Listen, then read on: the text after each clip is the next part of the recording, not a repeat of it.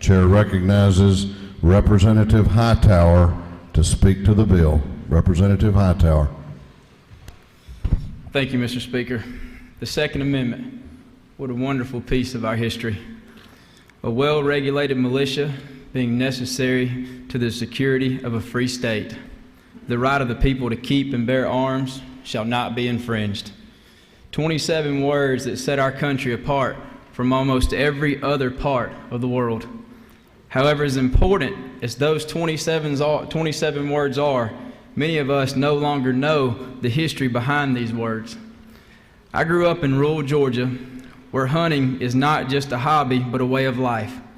While growing up, I would hear my friends say, "I'm an avid hunter and I dare anyone to try to take my guns away from me."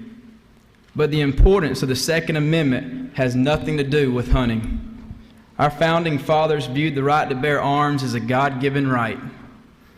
Our founding fathers viewed the right to bear arms as a way of facilitating a natural right of self-defense, repelling invasion, enabling the people to organize a militia system, and deterring a tyrannical government. Let me focus on the last one in that list for just a moment. The Second Amendment was put in place in large part so that the citizens of this great nation could stand against its own government if the day ever arose to deem that necessary once again. A wise man once said, "A healthy dose of fear goes a long way." That wise man was my father. Growing up, he had a paddle that hung beside the door that entered into our house. And I assure you, he was never scared to use it. The paddle was a constant reminder and deterrent when I found myself wavering on what I should do and if I was going to follow the rules of his house. Ladies and gentlemen, the United States is a house run by the people. It is my firm belief that the people should not fear our government, but our government should stay fearful of the people.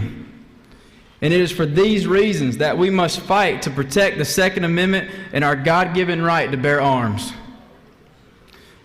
The constituents of my district entrusted me to come here and stand strong for what they believe in, and they believe in the Second Amendment and its original intent. With that said, as I previously mentioned, many of my constituents, my friends, and my family members have said on numerous occasions, "I dare someone to try to take my guns." However, I venture to say if the law required them to surrender their guns, many of them would. They would do so because they are law-abiding citizens. They would do so because they would be afraid of going to jail if they refused. They would do so because they would be afraid of not knowing what would happen to their family if they did not cooperate. But I am here today to make sure no one in this great state of Georgia ever has to make that type of decision. I am here to stand up and fight for what I believe in and for what the people of my district believe in. I often get asked why we constantly talk about gun rights and the Second Amendment. My answer is simple: because there are others who are constantly trying to take our rights away. As long as there are those who try to infringe upon our God-given right to bear arms, there will be others, such as myself, to stand firm and uphold the Constitution of this nation. I ask for you to support HB 512. Thank you, Mr. Speaker. Shall this bill now pass? All those in favor of the passage of House Bill 512 will vote yes. All those opposed will vote no, and the clerk will unlock the machines.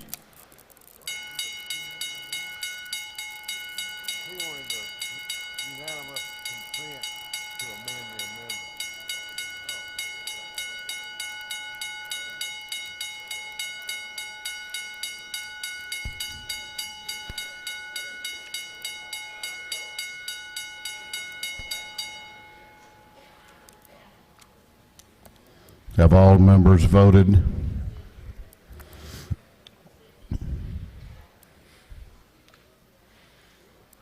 Have all members voted?